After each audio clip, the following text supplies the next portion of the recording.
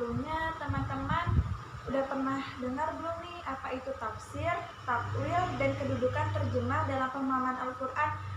Nah, serta integrasi tafsir dan takwil pada ayat-ayat Al-Quran dengan konsep sosial kapital dan kenegaraan. Penasaran? Pasti penasaran kan? Yuk kita bahas sama-sama. Oke, kita masuk ke dalam pembahasan yang pertama ya teman-teman.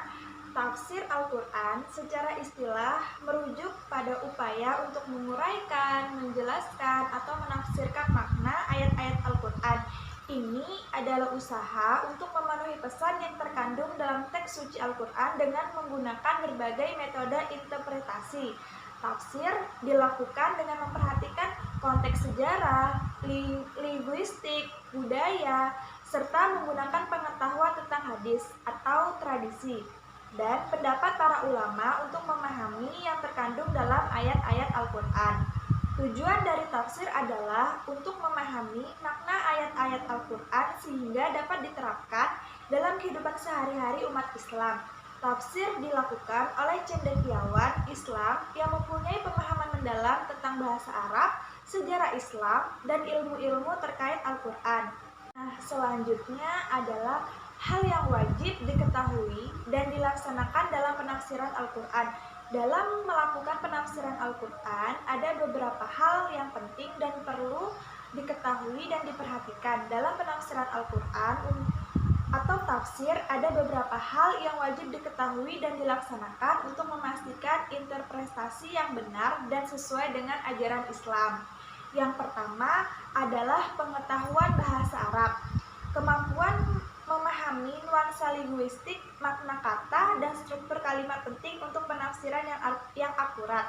Yang kedua yaitu memahami ilmu tafsir atau metodologi penafsiran Al-Quran. Ini melibatkan pengetahuan tentang sejarah, konteks turunnya Al-Quran, dan berbagai metode tafsir yang digunakan oleh para ulama. Nah, yang ketiga mengetahui asbabun nuzul atau sebab-sebab turunnya ayat. Untuk memahami konteks spesifik di balik setiap ayat. Keempat yaitu mengetahui hadis-hadis dan riwayat-riwayat yang berkaitan dengan ayat Al-Quran untuk mendukung penafsiran. Juga dikenal sebagai apa? Sebagai tafsir bil matsur. Dan yang terakhir adalah kedalaman ilmu agama, termasuk pemahaman terhadap fikih, akidah, ilmu-ilmu Islam lainnya. Membantu para musafir untuk memberikan penafsiran yang komprehensif dan menghasilkan pemahaman yang mengarah pada kepatuhan terhadap ajaran Islam. Nah, yang pertama itu adalah tafsir bimaksur. Tafsir ini merujuk pada penafsiran Al-Quran berdasarkan pendapat dan interpretasi para ulama terdahulu. Mereka mengomentari ayat-ayat Al-Quran berdasarkan pemahaman yang mereka terima dari para sahabat Nabi Muhammad SAW dan generasi-generasi sesudahnya. Nah, contoh ayatnya itu ada pada surat Al-Baqarah ayat 238 yang berbunyi Bismillahirrahmanirrahim. Hafizul ala-salawatil was-salawatil wusta wa qumul lillahi qanitin, yang artinya peliharalah semua sholatmu dan peliharalah sholat wusta, berdirilah untuk Allah dalam sholatmu dengan khusyuk. Nah, tafsirannya seperti ini ya. Jagalah oleh kalian, wahai kaum muslimin, salat 5 waktu yang diwajibkan dengan cara rutin dalam menjalankannya pada waktu-waktunya dengan memenuhi syarat-syaratnya, rukun-rukunnya, dan kewajiban-kewajibannya. Dan jagalah salat yang berada di tengah-tengah antara salat-salat itu, yaitu salat asar. Dan dirikanlah salat kalian dengan menaati Allah, khusyuk lagi tunduk menghinakan diri. Nah, yang kedua adalah tafsir asbab al-nuzul. Tafsir ini berfokus pada sebab-sebab atau konteks spesifik di balik turunnya ayat-ayat Al-Quran. Tujuannya adalah untuk memahami situasi atau kejadian yang melatar belakangi turunnya suatu ayat. Contohnya ada di dalam surah Al-Mumtahanah ayat 10. Bismillahirrahmanirrahim.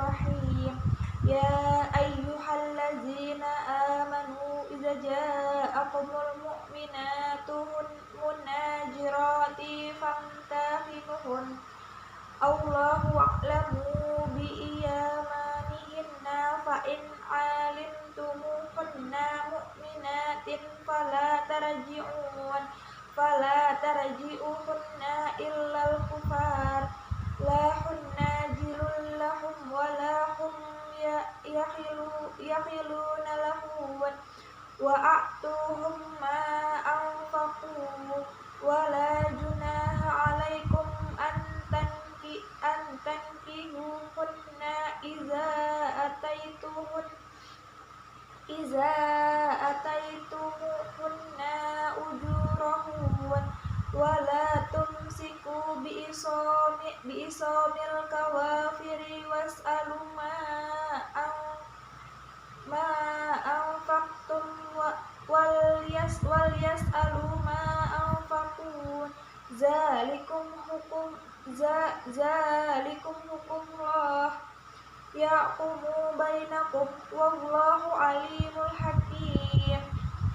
Wahai orang-orang yang membenarkan Allah dan Rasul-Nya serta melaksanakan syariatnya, bila ada kaum wanita yang beriman datang kepada kalian berhijrah dari negeri kafir ke negeri Islam, maka ujilah mereka agar kalian tahu kebenaran iman mereka, dan Allah lebih mengetahui hakikat iman mereka. Bila kalian mengetahui mereka adalah kaum wanita yang beriman sesuai dengan bukti-bukti yang nampak bagi kalian,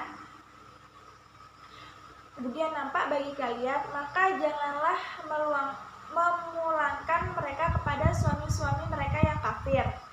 Karena wanita-wanita beriman tidak halal menikah dengan orang-orang kafir, dan orang-orang kafir tidak halal menikahi wanita yang beriman. Berikanlah mahar kepada para suami kafir yang para istri mereka masuk Islam. Tidak ada dosa di atas kalian bila kalian menikahi mereka, bila kalian memberikan mahar kepada mereka. Jangan pula kalian mempertahankan ikatan pernikahan kalian dengan para istri kalian yang kafir. Mintalah kepada orang-orang musyrik mahar yang telah kalian berikan kepada istri kalian yang murtad dan bergabung kepada orang-orang kafir, agar mereka juga meminta kepada kalian mahar yang telah mereka berikan kepada para istri mereka yang masuk Islam dan hijrah kepada kalian. Hukum dalam ayat ini merupakan hukum Allah yang ditetapkan di antara hamba-hambanya. Maka janganlah kalian menyelisihinya.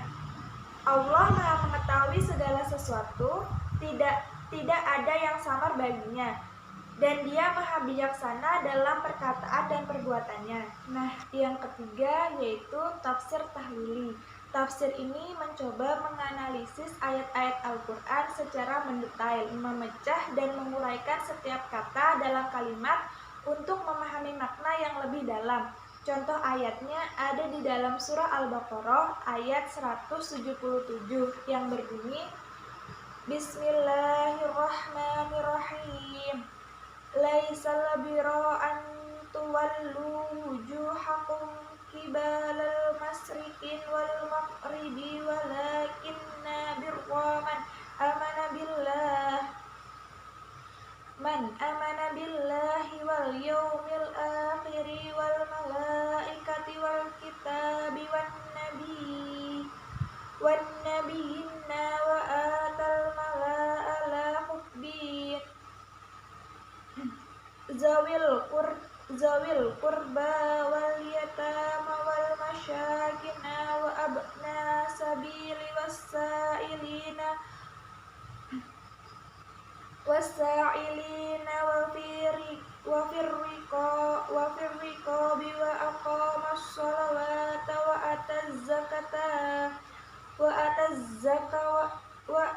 ataz zakawata wal mu'funa bi ahdihim iza ahadu wassabirina fil basa'i wassara'i wa hinal bas ulaika allazina shadaqu wa ulaika humul muttaqun. Artinya, bukanlah kebajikan di sisi Allah Ta'ala itu dengan menghadap ke arah timur dan ke barat di dalam sholat, bila tidak berdasarkan perintah Allah dan syariatnya. Akan tetapi, kebajikan yang sepenuhnya adalah perbuatan orang yang beriman kepada Allah dan mengimaninya sebagai Tuhan yang berhak disembah tanpa menyekutukan sesuatu dengannya, dan beriman kepada hari kebangkitan dan pembalasan, dan kepada seluruh malaikat, dan kepada semua kitab-kitab yang diturunkan, dan beriman kepada seluruh nabi tanpa membeda-bedakan, dan memberikan hartanya secara sukarela atau meskipun sangat besar kecintaannya pada hartanya tersebut, kepada kaum kerabat, anak-anak yatim yang membutuhkan bantuan yang telah ditinggal mati oleh ayah-ayah mereka ketika mereka belum mencapai usia balik, dan kepada orang-orang miskin yang tidak memiliki sesuatu yang mencukupi dan menutupi kebutuhan mereka, dan kepada orang-orang musafir yang terlilit kebutuhan yang jauh dari keluarga dan hartanya, dan kepada mereka para peminta-minta yang terpaksa meminta-minta karena keterdesakan kebutuhan mereka, dan mengeluarkan harta dalam membebaskan budak dan tawanan, mendirikan sholat dan membayar zakat yang wajib, dan orang-orang yang menepati janji-janji, dan orang-orang yang bersabar dalam kondisi kemiskinan dan sakit mereka, dan dalam peperangan yang berkecamuk keras. Maka orang-orang yang berkarakter demikian itulah orang-orang yang benar-benar dalam keimanan mereka, dan mereka itulah orang-orang yang takut terhadap siksaan Allah sehingga mereka menjauhi perbuatan maksiat kepadanya. Lanjutlah yang keempat. Nah, yang keempat adalah tafsir at-Tarir wa at-Tanwir. Tafsir ini memfokuskan pada penjelasan makna-makna Al-Quran secara linguistik dan gramatikal, serta menguraikan makna yang lebih mendalam dari sudut pandang linguistik. Surahnya itu ada dalam surah Al-Baqarah ayat 286 yang berbunyi, Bismillahirrahmanirrahim. La yukallifullahu nafsan illa usaha laha ma kasabat wa 'alaiha ma kasabat. Rabbana la tu'akhizna in nasina wa a'tana. Rabbana wa la tahmil alaina isran kama hamaltahu 'alal ladzina min qablina. Rabbana wa la tuhammilna ma la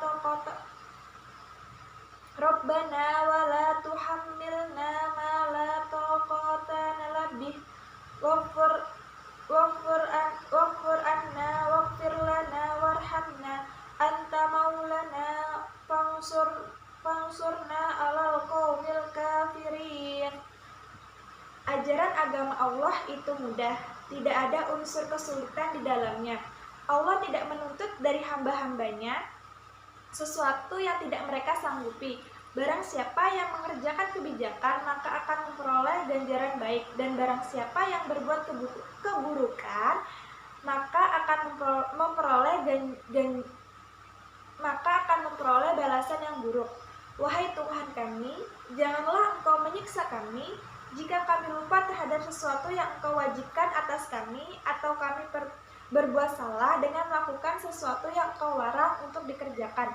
Wahai Tuhan kami, janganlah Engkau bebani kami dengan amalan-amalan yang berat yang telah Engkau bebankan kepada umat-umat yang berbuat maksiat sebelum kami sebagai hukuman bagi kami. Wahai Tuhan kami, janganlah Engkau bebankan kepada kami perkara yang kami tidak mampu memikulnya, baik dalam bentuk perintah-perintah syariat dan musibah-musibah, dan hapuskanlah dosa-dosa kami, dan tutuplah kekurangan-kekurangan kami, dan sudahilah berbuat baik kepada kami.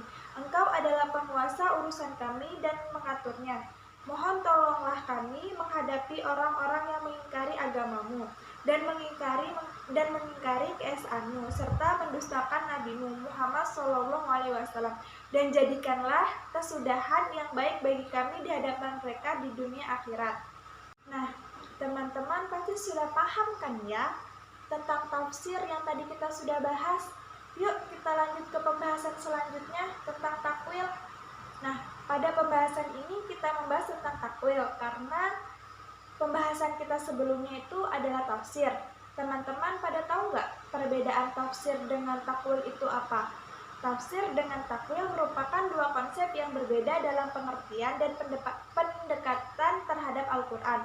Nah, kalau tafsir itu tadi tafsir adalah penjelasan atau interpretasi ayat-ayat Al-Quran yang berdasarkan pemahaman dalam konteks sejarah, linguistik, budaya, serta menggunakan sumber-sumber seperti hadis dan pendapat para ulama. Tujuannya adalah untuk memahami makna teks secara lebih mendalam dan memberikan pemahaman tentang pesan yang terkandung di dalamnya. Tafsir berfokus pada penguraian makna yang dimaksud dalam Al-Quran, sedangkan takwil itu adalah takwil dalam konteks penafsiran Al-Quran merujuk pada penggunaan metafora atau makna simbolis yang lebih dalam dari teks Al-Quran. Ini mencakup penafsiran atau pemahaman yang lebih mendalam yang mungkin tersembunyi di balik makna harfiah ayat-ayat Al-Quran. Takwil seringkali membahas makna alegoris, simbolik, atau metaforis ayat-ayat tersebut. Nah, kalian tahu nggak singkatnya perbedaan tafsir dan takwil itu apa? Jadi singkatnya gini. Kalau tafsir itu lebih cenderung pada penafsiran harfiah dan pemahaman kontekstual ayat-ayat Al-Quran berdasarkan sumber-sumber tertentu seperti sejarah, budaya, dan linguistik. Kalau takwil di sisi lain mencakup interpretasi yang lebih dalam atau simbolis yang mungkin tidak terlihat dalam arti harfiah.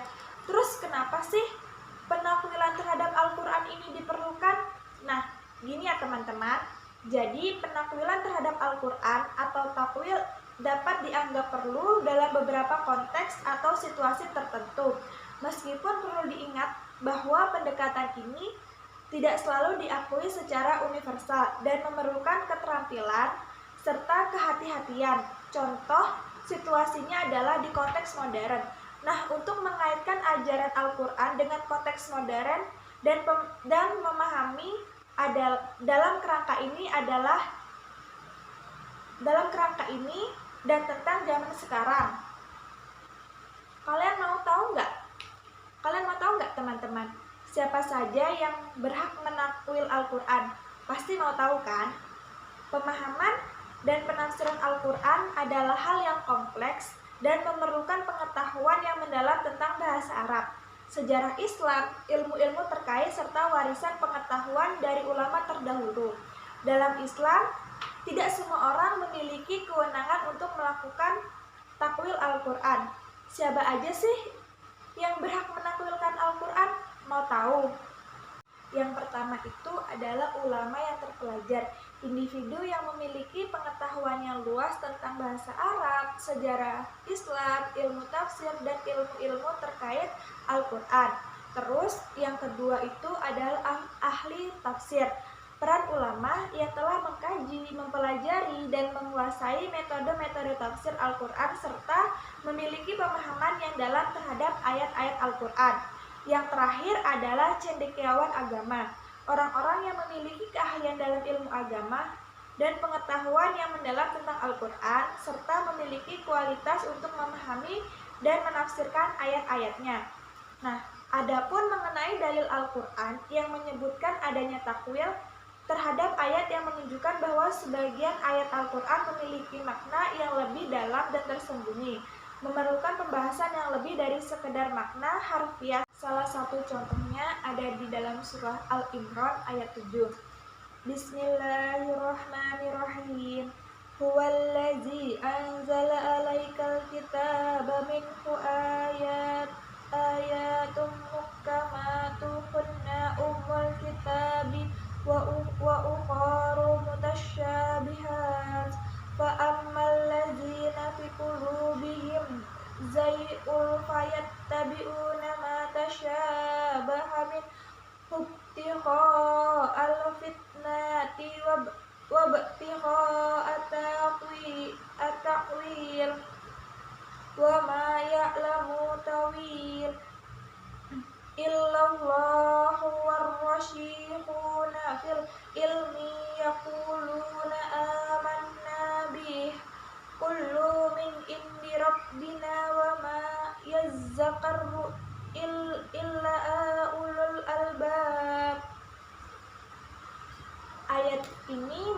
menjelaskan bahwa terdapat ayat-ayat yang muhkamat atau jelas dan ayat-ayat yang mustasyabih atau tidak jelas.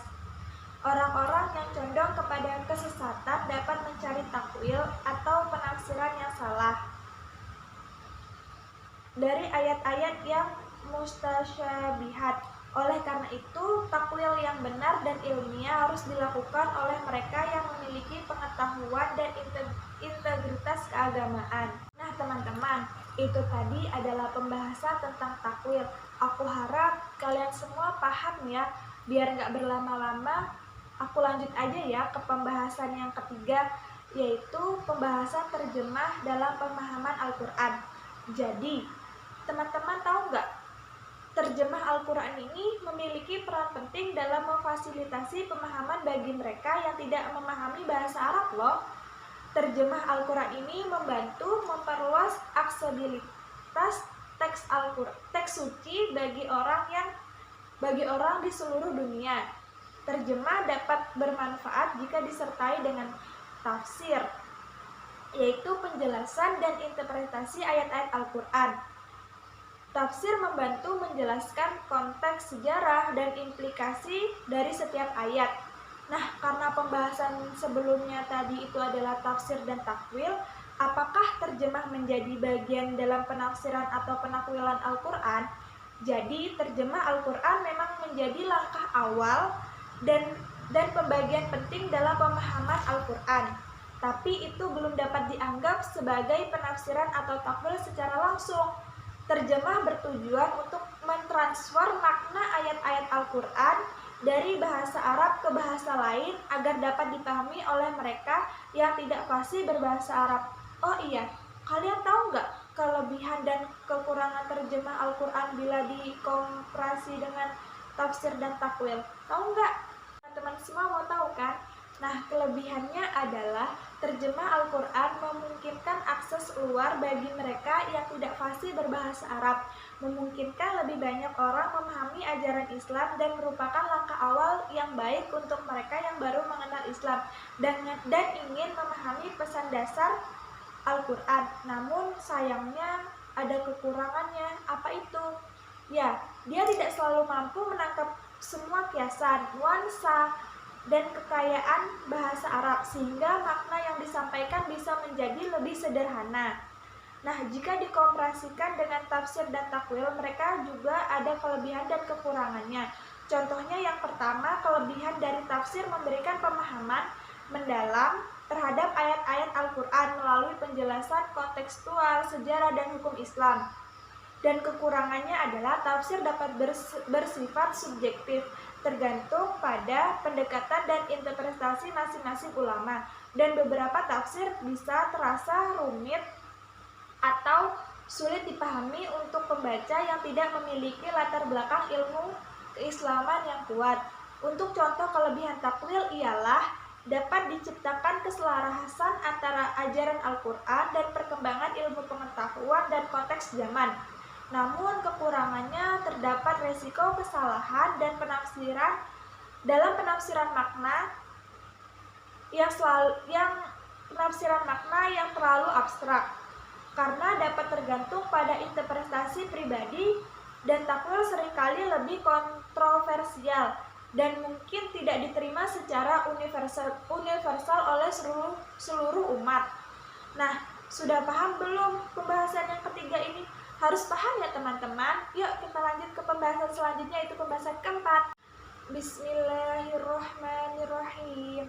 Ya ayyuhan nasu taqu rabbakumul ladzi khalaqakum min nafsin wahidatin wa khalaqa minha zawjaha wa bashsha minhumma rijalan katsiran wa nisaa wattaqullaha allazi tasaaluna bih wal arhama innallaha kana 'alaikum raqib.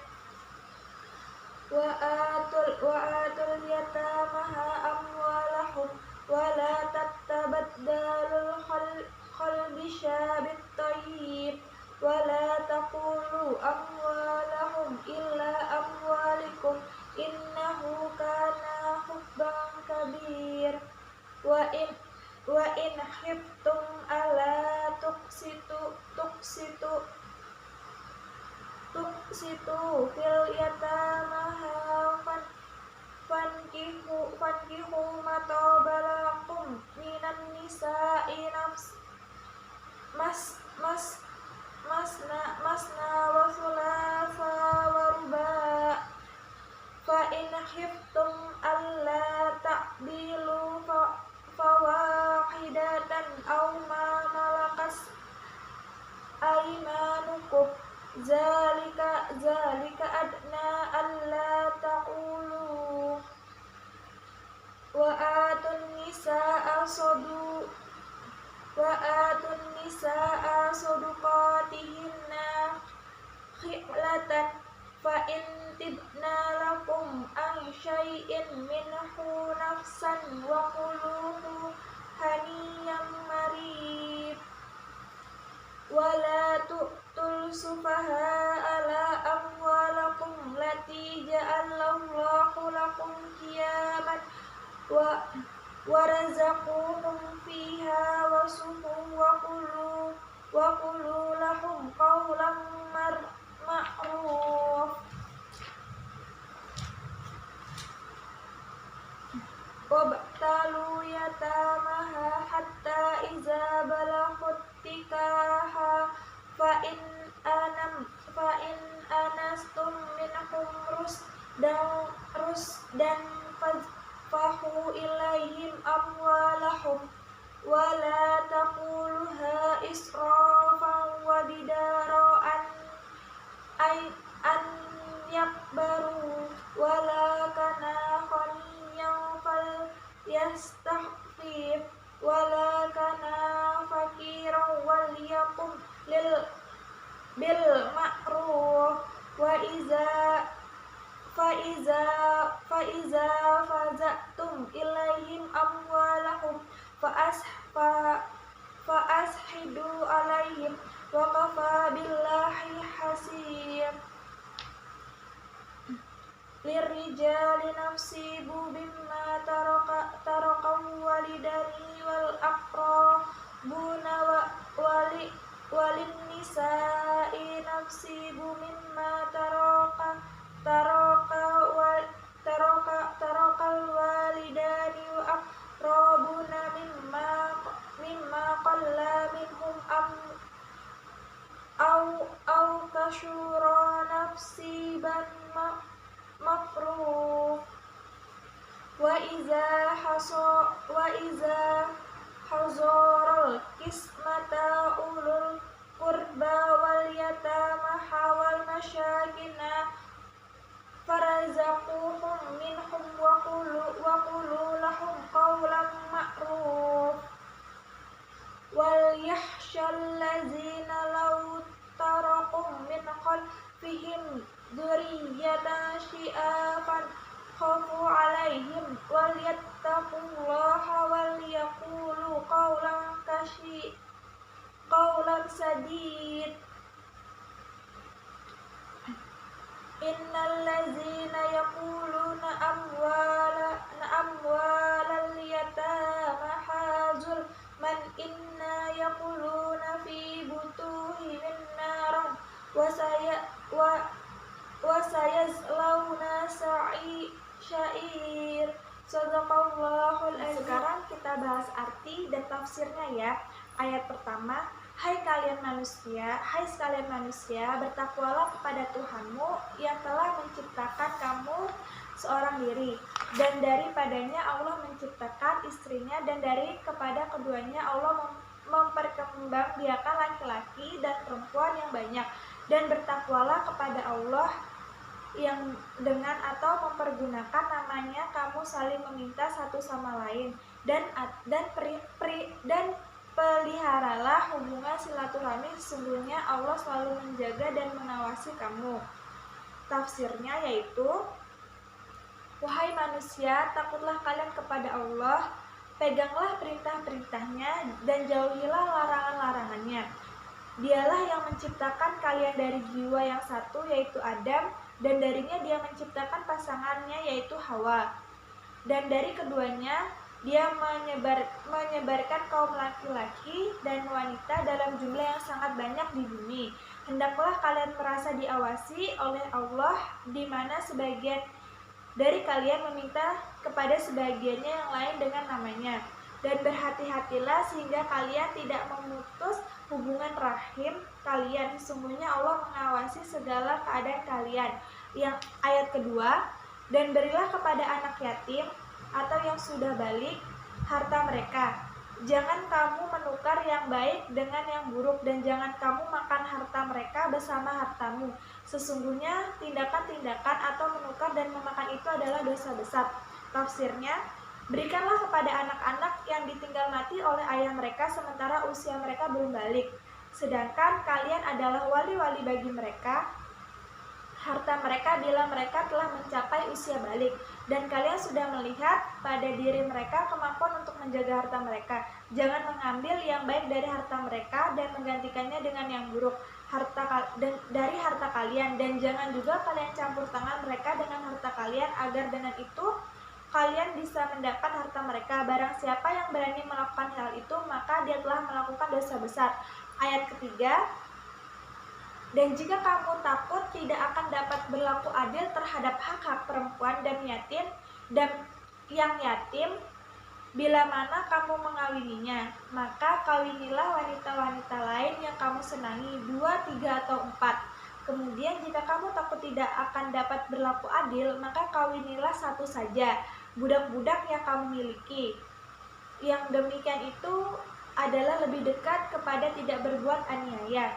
Tafsirnya, bila kalian khawatir tidak bisa berbuat adil kepada anak-anak yatim wanita yang berada dalam tanggungan kalian dan tidak memberikan mahar mereka seperti wanita-wanita lain, maka tinggalkanlah mereka dan nikahlah dengan wanita-wanita lain yang kalian sukai, 2, 3, atau 4. Bila kalian khawatir tidak bisa berbuat adil kepada mereka, maka cukup dengan satu saja, atau melakukan akad milkul yamin dengan hamba sahayamu, apa yang dia syariatkan bagi kalian terkait dengan anak-anak yatim wanita, menikah dengan 1 sampai 4 orang wanita, atau hanya 1 orang wanita saja, atau milkul yamin adalah lebih dekat kepada keadilan dan kebaikan.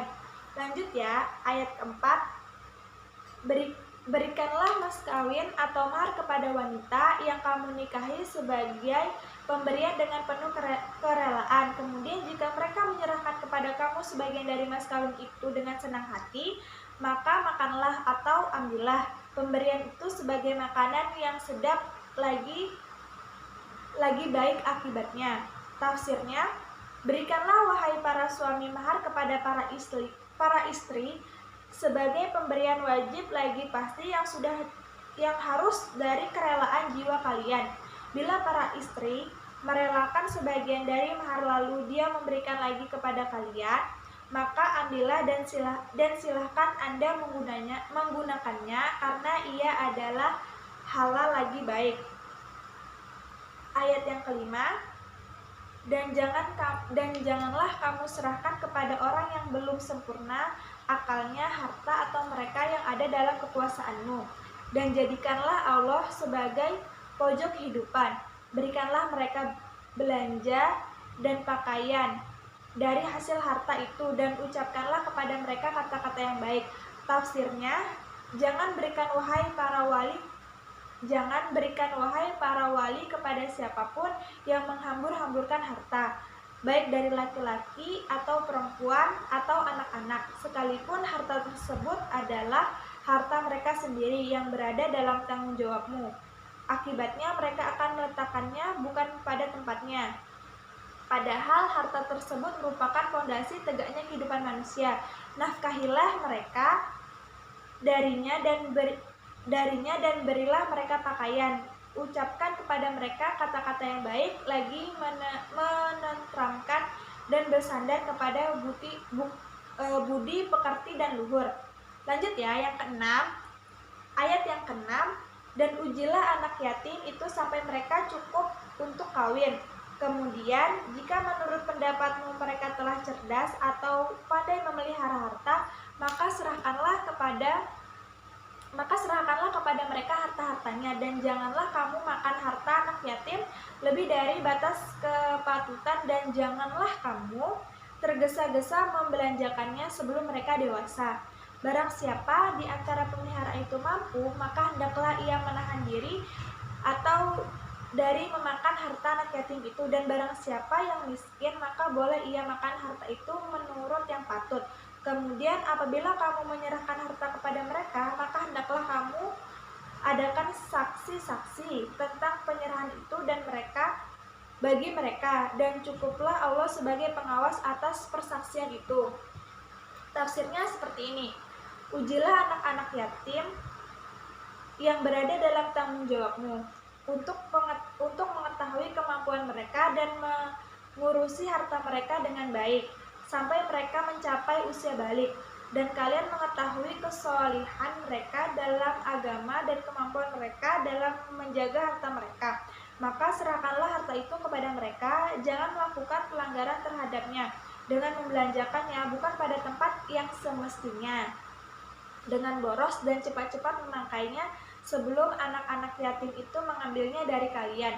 Barang siapa memiliki harta di antara kalian, maka hendaklah dia menanam diri dengan harta kekayaan dengan tidak mengambil harta anak yatim sedikit pun. Namun barang siapa yang miskin, maka silakan mengambil secukup kebutuhan saat diperlukan. Bila kalian tahu bahwa kalian mampu menjaga harta mereka setelah mereka balik dan kalian menyerahkan kepada mereka, maka persaksikanlah atas mereka demi menjamin tersampainya kepada mereka secara utuh, agar mereka tidak mengingkarinya. Cukup bagi kalian bahwa Allah adalah saksi atas kalian akan menghisab perbuatan kalian.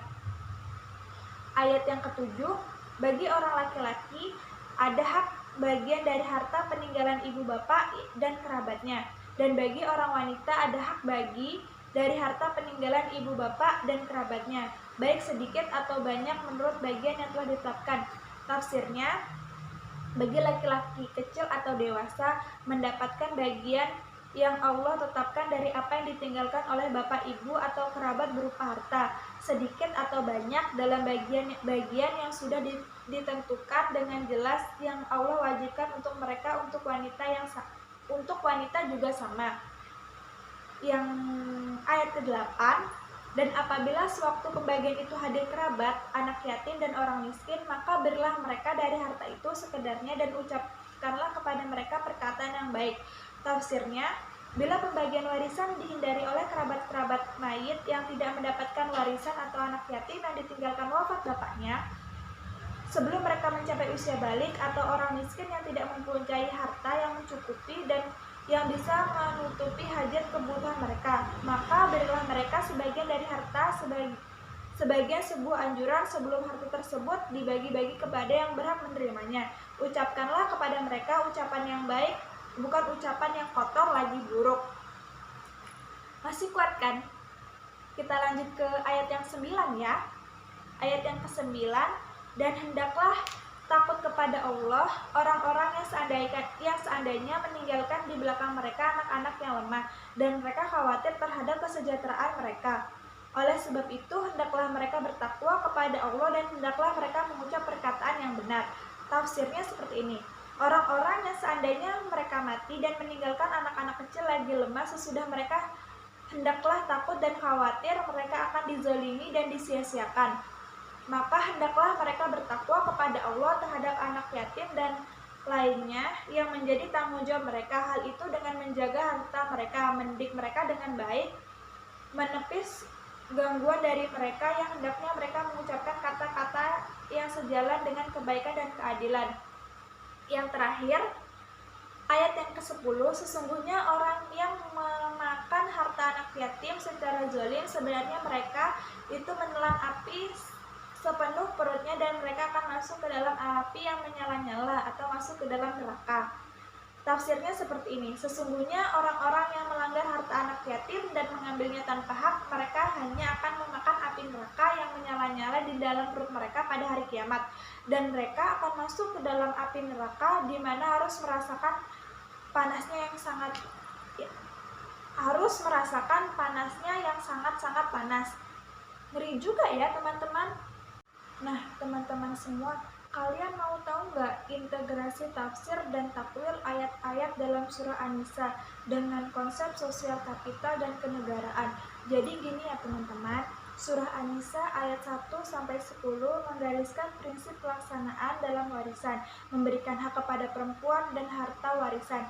Integrasi dalam konsep sosial kapital dapat dilihat dari pemberdayaan perempuan dan dalam ekonomi yang dapat meningkatkan kesejahteraan sosial. Dalam konteks kenegaraan, hal ini mencerminkan pentingnya keadilan dalam hukum warisan, memperkuat integrasi sosial, dan menciptakan masyarakat yang lebih inklusif. Jadi, konsep sosial kapital dalam perspektif Islam dapat dilihat melalui prinsip-prinsip Al-Quran yang mendorong pembentukan hubungan sosial yang kuat dan berdaya. Aspek sosial kapital dalam ruang lingkup Qur'ani melibatkan ukhuwat, adwal, ihsan, ta'awun,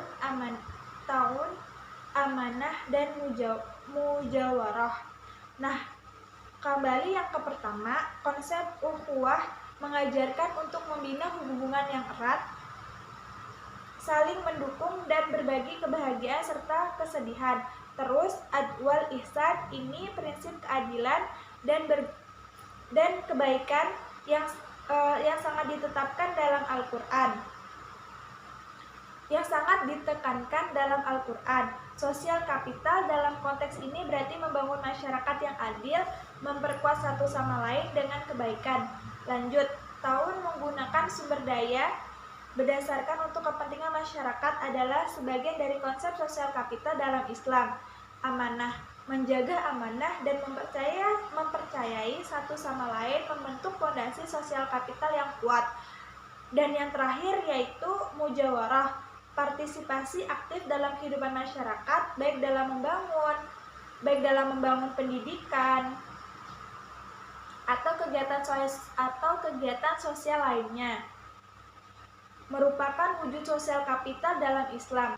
Nah teman-teman, sudah selesai nih pembahasan kita yang keempat tentang seputar surah An-Nisa ayat 1 dan 10. Nah aku mau melanjutkan nih ke pembahasan yang kelima. Masih kuat nggak? Masih kuat dong, ini kan ilmu, yuk kita bahas sama-sama. Nah jadi gini teman-teman, pasti teman-teman pada nggak asing kan ya sama surah Al-Fil dan surah Al-Quraisy. Oh iya, surah Al-Fil dan surah Al-Quraisy itu adalah dua surah pendek dalam Al-Quran yang memiliki keterkaitan sejarah dan konteks. Kedua surah ini mencerminkan peristiwa dan situasi khusus yang terjadi pada masa hidup Nabi Muhammad SAW. Surah Al-Fil menceritakan peristiwa ketika pasukan gajah yang dipimpin oleh Abraha hendak menghancurkan Ka'bah, namun dihalangi oleh burung-burung ababil yang melemparkan batu-batu ke pasukan itu. Sementara surah Al-Quraisy menekankan keutuhan dan kenikmatan Allah kepada suku Quraisy yang melindunginya secara khusus di Mekah, memberikan mereka kesejahteraan dan perjalanan mereka dan memberikan mereka keamanan dalam perdagangan mereka.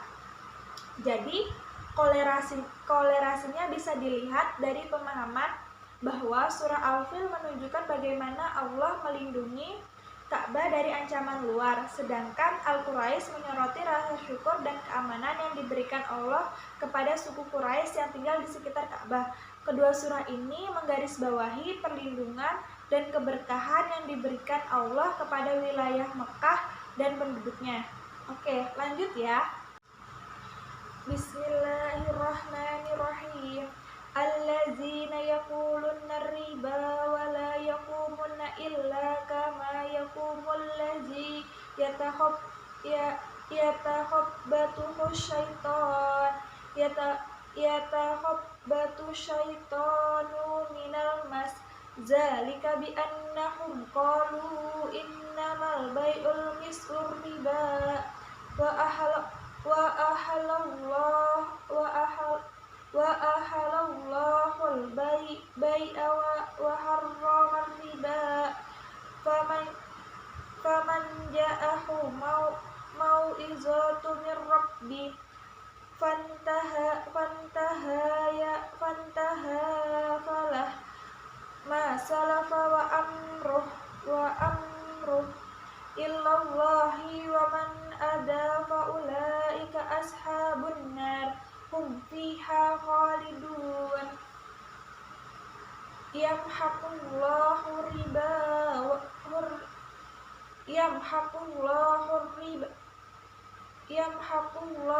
riba wa yurbis sadaqat wallahu la yuhibbul kulla kafaril asyim. Sadaqallahul azim. Nah, jadi teman-teman yang aku baca tadi itu adalah surah Al-Baqarah ayat 275 dan 276. Jadi penjelasan dari surah Al-Baqarah ayat 275 yaitu ayat ini menegaskan bahwa riba tidak diperbolehkan dalam Islam.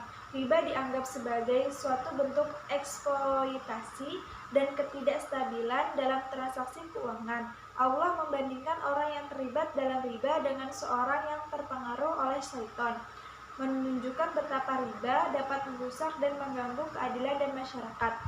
Dan penjelasan dari surah Al-Baqarah ayat 276 yaitu ayat ini menggarisbawahi bahwa sedekah jauh lebih baik daripada riba. Sedekah dianggap sebagai suatu tindakan yang membawa keberkahan dan kebaikan, sementara riba diharamkan karena melanggar prinsip keadilan dalam bertransaksi. Jadi teman-teman, dalam ayat-ayat ini Allah menunjukkan bahwa riba adalah sesuatu yang sangat tidak diinginkan dan merugikan bagi masyarakat, sementara sedekah adalah tindakan yang dianugerahkan keberkatannya oleh Allah. Ini menjadi peringatan bagi umat Islam untuk menghindari riba dan melibatkan diri dalam amal kebijakan seperti sedekah. Jadi teman-teman semua nggak boleh riba ya. Teman-teman, kalian tahu nggak sih surah apa saja yang membahas tentang entrepreneurship atau kewirausahaan dalam perspektif Islam?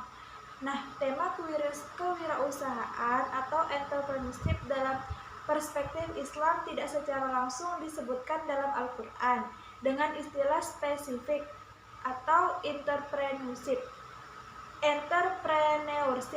Namun banyak ayat yang memberikan arahan, prinsip, atau nilai-nilai yang relevan untuk bisnis dan kepemimpinan dalam Islam.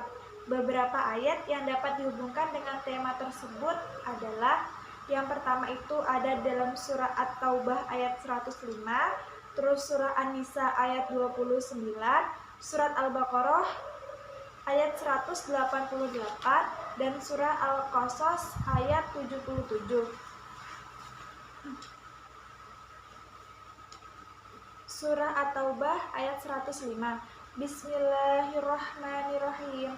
Wa qulil malu fasayarallahu amalakum wa rasuluhu wal mu'minun wa saturadduna ila alimil ghaibi wasyahadatil fayunabbi'ukum bima kuntum ta'malun. Surah An-Nisa ayat 29. Bismillahirrahmanirrahim. Ya ayyuhallazina amanu la taqullu amwalukum bainakum bil batili illa an takuna tijaratan antarazi minkum wa la taqtulu anfusakum innallaha kana bikum rahim. Surah Al-Baqarah ayat 188. Bismillahirrahmanirrahim. Wa la taqulu amwalakum bainakum bil batili wa tuj'alu bima ilal hukamilin naqulu fariqan min amwalin nasi bil ismi wa antum ta'lamun.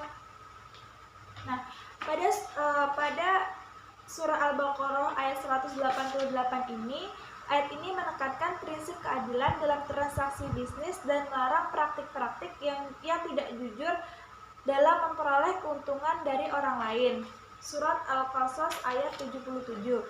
Bismillahirrahmanirrahim. Wabtaghi fima atakallahu daral akhirata wa la tansa nasibaka minad dunya ahsin kama ahsanallahu ilaika wa la tabkhil fasada fil ardi innallaha la yuhibbul mufsidin. Pada surah Al-Qasas ayat 77, ayat ini menekankan pentingnya mengingat bahwa harta benda yang kita miliki merupakan amanah dari Allah yang harus digunakan dengan baik. Tidak hanya untuk kepentingan dunia, tapi juga untuk bekal kehidupan di akhirat. Ini menekankan kesadaran akan tanggung jawab setiap sosial dan moral dalam pengelolaan harta serta kebaikan kepada sesama, yang merupakan nilai-nilai penting dalam perspektif Islam, meskipun tidak secara langsung berkaitan dengan tema kewirausahaan. Jadi itu ya teman-teman, surah yang masuk ke dalam tema entrepreneurship atau tema kewirausahaan. Gimana? Masih mau lanjut nggak? Pastinya masih dong, masih ada satu materi lagi nih. Yuk kita bahas materi yang terakhir teman-teman. Kita masuk ke dalam pembahasan yang terakhir ya. Ternyata konsep al-bai dan at-tijarah itu juga termasuk ke dalam jual beli atau perdagangan. Mau dibahas nggak? Mending kita bahas yuk. Kita bahas dari al-bai dulu ya. Jadi teman-teman, konsep al-bai dalam Al-Quran mengacu pada transaksi jual beli. Jual beli dalam istilah fikih tersebut disebut dengan al-bai, yang berarti menjual, mengganti, dan menukar sesuatu dengan sesuatu yang lain. Dalam bahasa Arab digunakan untuk pengertian lawannya, yaitu kata asyira atau beli.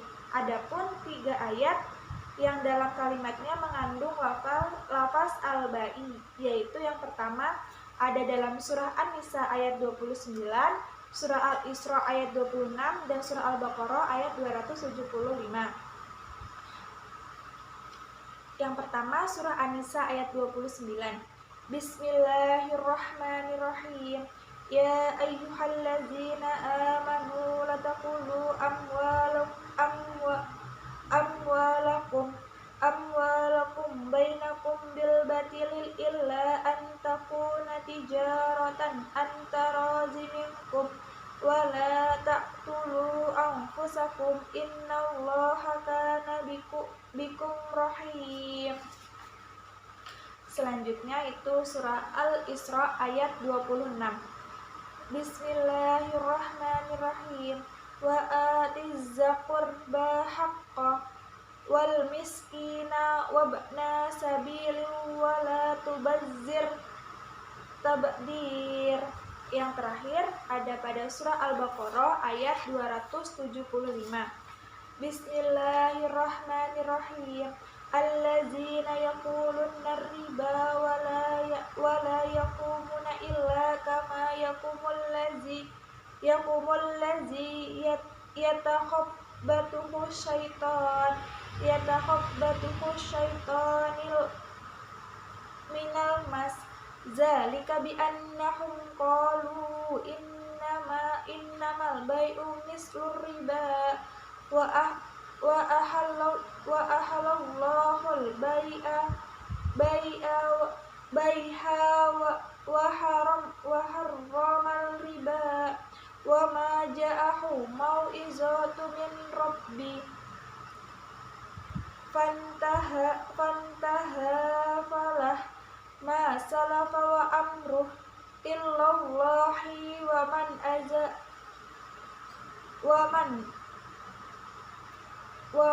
ada faulaika ashabun nar hum fiha khalidun. Nah, itu tadi penjelasan dari al-bai. Lanjut yuk ke pembahasan at-tijarah.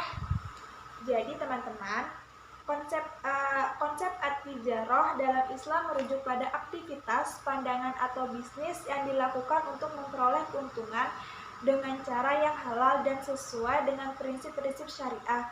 Bisnis atau perdagangan dalam Islam diatur oleh prinsip-prinsip tertentu, termasuk larangan terhadap riba, spekulasi berlebihan, serta persyaratan etika dalam keadilan dalam transaksi.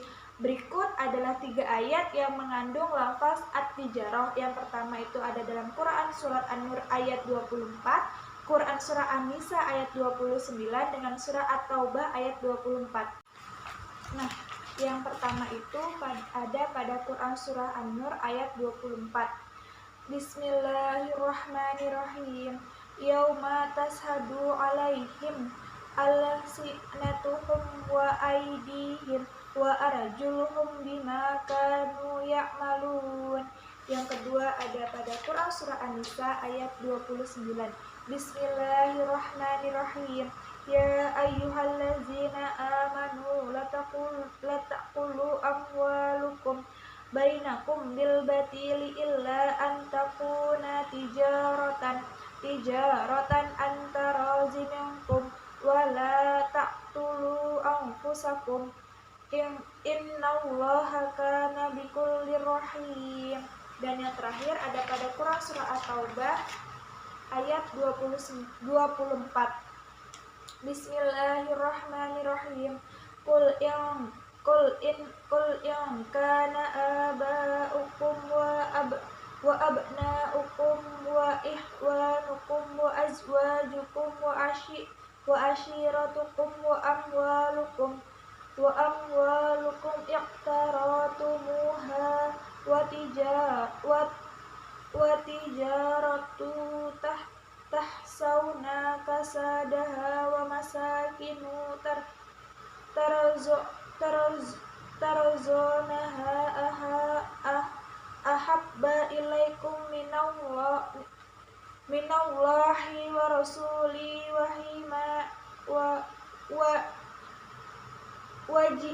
jihadi fisabilihi wa tarabu. Yang terakhir ada pada Quran surah At-Taubah ayat 24. Bismillahirrahmanirrahim. Qul in kana aba'ukum wa abna'ukum wa ihwanukum wa azwajukum wa ashiratukum wa amwalu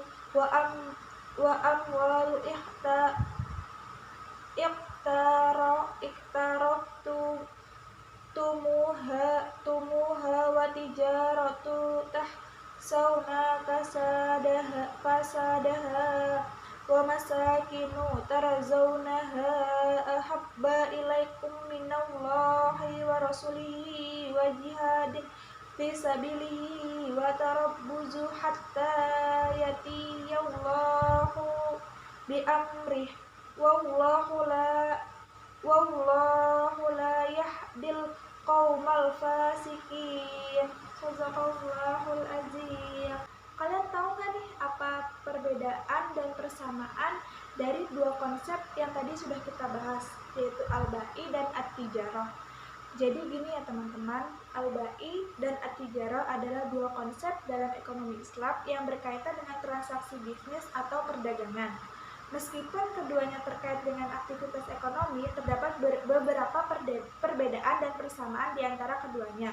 Persamaannya itu ada pada tujuan bisnis dan prinsip kebebasan kontrak, di mana tujuan bisnis baik al-ba'i maupun at-tijarah, pembelian dengan tujuan perdagangan,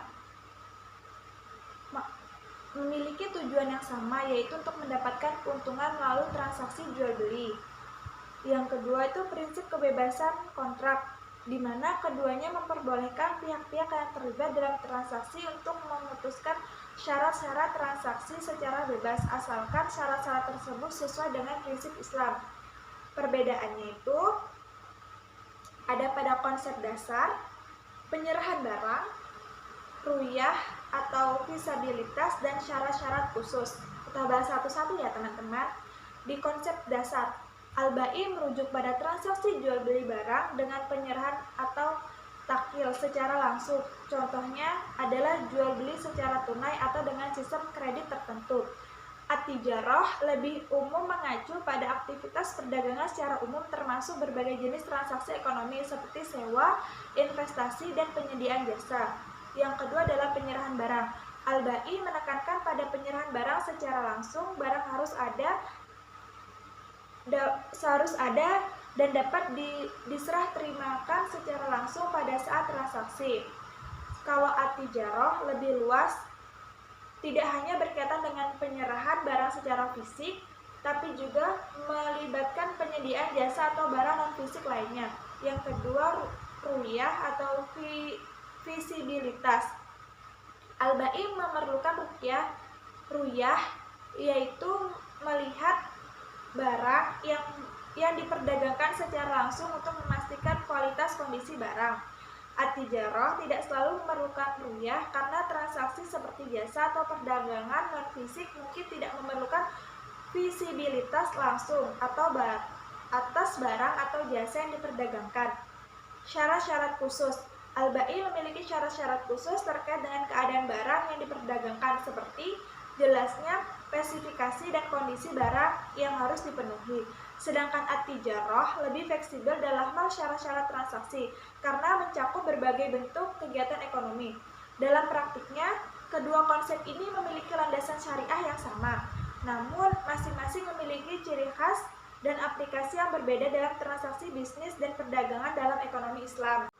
Oke teman-teman, itu tadi adalah pembahasan terakhir kita ya. Aku harap teman-teman semua paham. Terima kasih. Bye-bye. Assalamualaikum warahmatullahi wabarakatuh.